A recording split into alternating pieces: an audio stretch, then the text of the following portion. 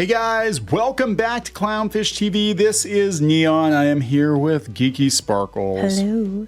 And we've been talking about the collapse of Hollywood, right? Hollywood is not in a good state right now. But what happens when Hollywood collapses and your job is to cover Hollywood news, for a living? The news outlets that cover Hollywood are also collapsing. Yes.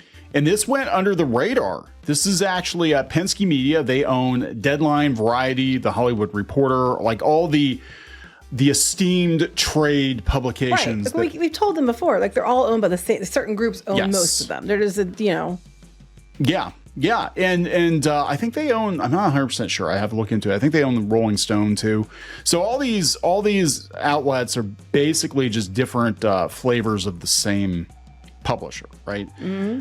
Well, they're laying people off, and it wasn't broadcast. Like usually when there are layoffs at a website, there's like a lot of news about it, and this is literally the only information I could find on it. It sounds to me like they deliberately, like, if you want to keep working with us, then you have to keep your mouth shut. Like, I mean, not like the writers, but the other people talking about it, because, everybody's looking for more bad news like this. They had to have some kind of leverage so it didn't get out. Yeah, so let's talk about this, and then we're going to talk about Time Magazine laying off people too. Again, just a couple days ago, not a lot of fanfare, and I really think that a lot of these legacy publications are going to just disappear one day, and people, they're going to be like, "Hey, I didn't even know they still publish Time Magazine. Mm-hmm. I didn't know they still publish, Good Housekeeping or whatever." It's just like a lot of them have already gone under. Yeah, or they've gone to digital. It's just a lot of them have gone straight to digital too, yes. It's just going to disappear. So let's talk about this. Before we get into it any further, please subscribe for more pop culture news, views, and rants. Guys, get woohoo if you do. Woohoo! So let's talk about this first. This actually came from, this publication is like a Substack. It's called Status News. And they said, pain at Penske. The layoffs at Penske's media empire comes as his company faces tough headwinds. Macroeconomic circumstances and headwinds, many of them industry-wide. Yeah. It said that Jay Penske's empire is bleeding. They quietly laid off people at Deadline, Variety, and The Hollywood Reporter. Piecemeal fashion. So it wasn't like one big layoff. It was like kind of, like a little bit. Then it was less likely to catch attention. It said this raises questions about the health of the powerhouse publisher. One person familiar with the matter said that dozens of people had been impacted by recent belt tightening. And the spokesperson for the outlet said that Penske Media is growing, bullshit, and will grow overall in both headcount and revenue this year. Penske has grown a total of employees in 2022, 2023, and 2024 as a regular course of business. We're proactive about moving resources from slower growing to higher growing businesses, brands, and departments. Well, that kind of makes sense. Yeah, but they said it's notable for them to lay off staffers, given his portfolio of outlets has historically proven to be lucrative. But they're trade publications. Yes. That's the thing. They're all Hollywood trade publications. They're all Hollywood. Yes. So they own other kinds of things, not just the Hollywood ones. Right. But they said the trade publications that they own boast audiences highly saturated with industry professionals and other key figures, which has allowed the wealthy mogul to sell pricey advertisements to film and television studios yearning to get in front of award show voters. Well, if Hollywood isn't greenlighting as many shows and consumers are checking out from Hollywood productions, and we had multiple strikes that have delayed productions. And Hollywood doesn't have the money they had before to fund pricey advertisements to try to get their stuff to win awards. Yeah. They said that, he took significant investment money from the Saudis, and he's trying to position the company for growth, but he's getting his ass kicked. And I'm gonna talk about, he does own Rolling Stone. I'm going to talk about this, because this is really interesting. They said at the same time, Penske is starting to face competition from newcomers, including Puck and The Ankler. And these are smaller, sometimes, individually run publications. People like we did the other video talking about The Acolyte, and you have the Insnider, Jeff Snyder, like one guy putting out a newsletter, and he's probably getting more eyeballs than a lot of these publications are. They said, it used to be the only game in town, save for the Wrap, and that's not the case.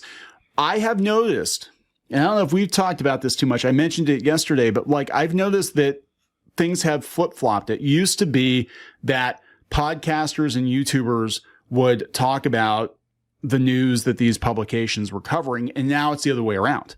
Now they're making entire articles out of things that were said on like Joe Rogan or Bill Maher. It's true.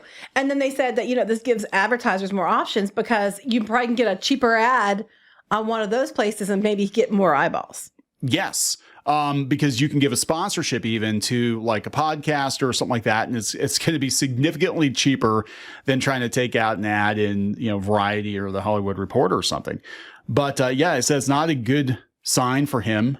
He's spent years gobbling up trade publications and slapping premium studio advertisements on them.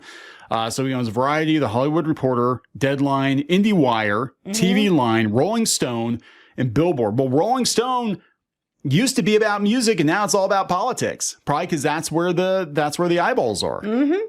You shit on Trump, and you get eyeballs, you get clicks. What happens after the election, regardless of whichever way it goes? What happens after this fall?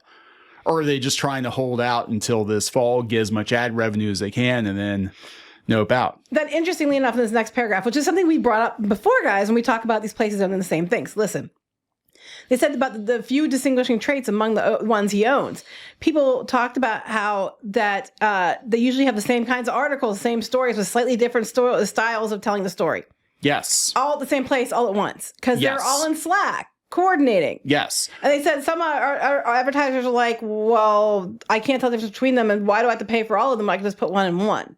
Well, and this is why I think you look at like Gizmodo. Gizmodo used to have all these different brands, and they used to have like IO9 and stuff. Now they just took all of those websites and they consolidated it into one website.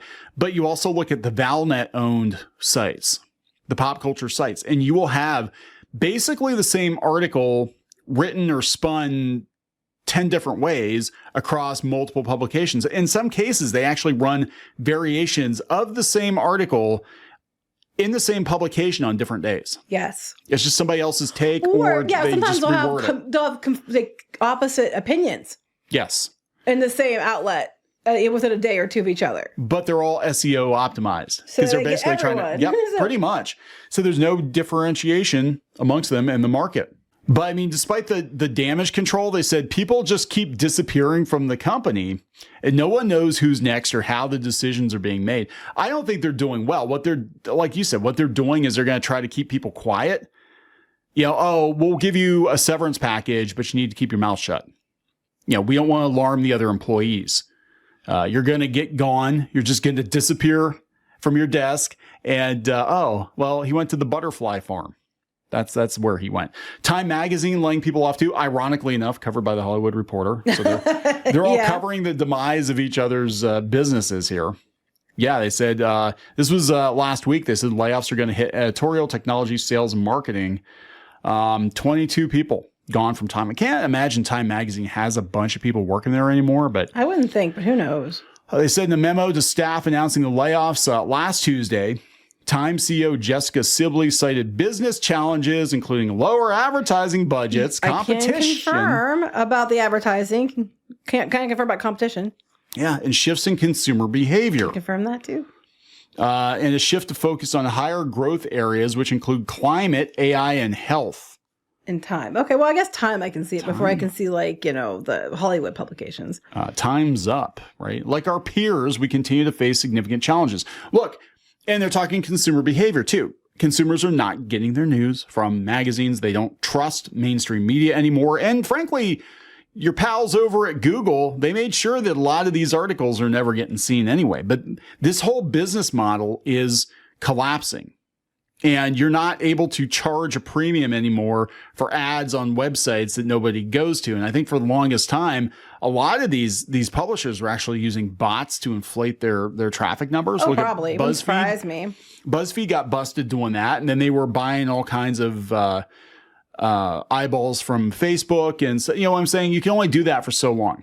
You're basically just, what do they call it, kicking the can down the road. But now you've basically hit the wall. You can't kick it anymore. It's a dead end.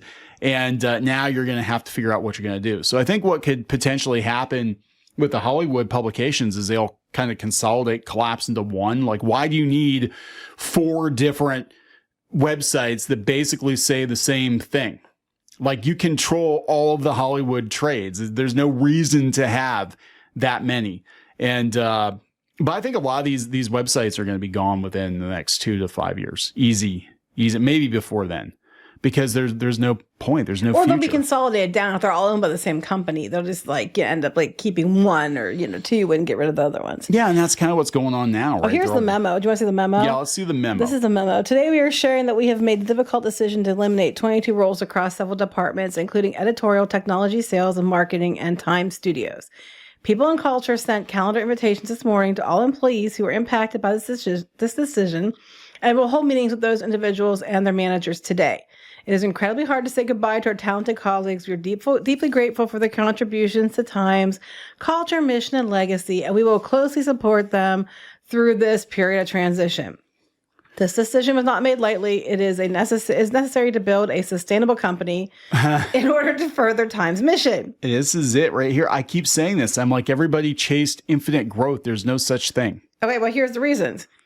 Like our peers, we continue to face significant challenges, from heightened competition for decreased advertising budgets, which we've been telling you guys, and drastic shifts in consumer behavior, changes to search and social algorithms, Google, and overall economic uncertainty. We are making changes now across our business to protect against this period of transformation and unpredictability in the media industry. Probably need more money from laying people off so they can pay off Google to keep them searchable. Yeah, pretty much. They're talking about how they're going to recalibrate and adjust our organizational structure to shift the resources to our biggest opportunities for growth. I just said. At the highest level, we need to fully own leadership. This is a unifying theme of the most important and most impactful and most commercially successful work that we do at Time. And then Sam, who's at the CEO, will continue to make leadership the North Star of our editorial team. Guide our work to elevate and cover leaders at every level. Et cetera, et cetera, et cetera. Wow, this is a long thing. I'm not reading all this. We're going to leverage Time Studios to expand our branded content offerings and products and pursue new revenue streams, including growing advertising on social media and expanding our global footprint through local language licensing. So Time in other languages is what they're going to do. We're going to build success with partnerships with Taboola. Oh my God, they're going to Taboola? Oh my God. That means they're going to junk up their page. For those of you who don't know what Taboola is, like if you're reading an article and then all of a sudden you see this like really disgusting image of like, oh my God, do this to avoid stomach worms or something. And here it's like spaghetti squash, but it's clickbait. That's Taboola. Mm-hmm. They try to get you to go to other articles and other websites, but 95% of the time it's just like some stupid health ad or something. And a lot of blogs use that are smaller. You wouldn't expect Time. So I love this. Google is supposedly like not letting people go through unless they're newsworthy sources and they know their news. But then the newsworthy sources are going to go use Taboola and Statista. Yes, which mom and pop websites use. So this tells me it doesn't matter. Your brand doesn't matter. You're just another website, just like everybody else. Oh, wait. And then they did recent agreements with AI companies. Oh, my God. So they sold out to Google to use them for AI training or something like that. Yeah. Oh my God, it goes on and on and on. They're like, yeah, it's distressing. Here's the thing. Once you lay people off and they try to be like, hey guys, this is what we're going to do for the future, the betterment of our brand. The people you laid off, they don't give a shit anymore. As soon as you lay them off, they no longer work for the company. They don't give a shit. If you're like, hey, it's for the good of the many that we fire your ass, and we can't afford to pay you, they don't give a shit. And you got to realize that. Like, they're not going to, it's okay. We understand. The brand is more important than my family. It's like they don't care. Wait. We know this is distressing. We ask all employees plan to work remotely today as you process this news. Don't come in. We don't want you in the office because managers and members of the people and culture team will be available. We want to talk about you behind. You stay home so we can talk about you without you being here. No, we don't want you here because we don't want you to get hit. We don't want you to throw stuff. We will also gather as a company during the first week of September for a conversation about Time's strategic path forward to answer your questions. Oh, my God. The strategic path forward is AI licensing and Taboola. Yes. Which is just... This is right up there with BuzzFeed. Seriously, we're gonna bank on our Tasty brand, and we're gonna sell more Tasty puzzles at Walmart and sex toys and Amazon referral links too, guys. That's what they're trying to run Time Magazine like a mom and pop blog. And again, you have individuals that can do the same thing, and they can do it cheaper without the overhead, and they probably get more views Well, that's what's happening, and that's why they're all freaking out. And that's why they hate YouTubers so much. That's why they hate podcasters so much. Because you can have an individual or a very small team actually rake in more views without the overhead that these big companies do. And then the advertisers will want to go to them, and they do it cheaper because they don't have all the overhead. And for a smaller team, you might actually make out better because you don't have to pay the $20,000 a month for your fancy LA office or whatever. You know what I'm saying? Yeah. So everything we've been telling you guys, it rolled up into Penske and time.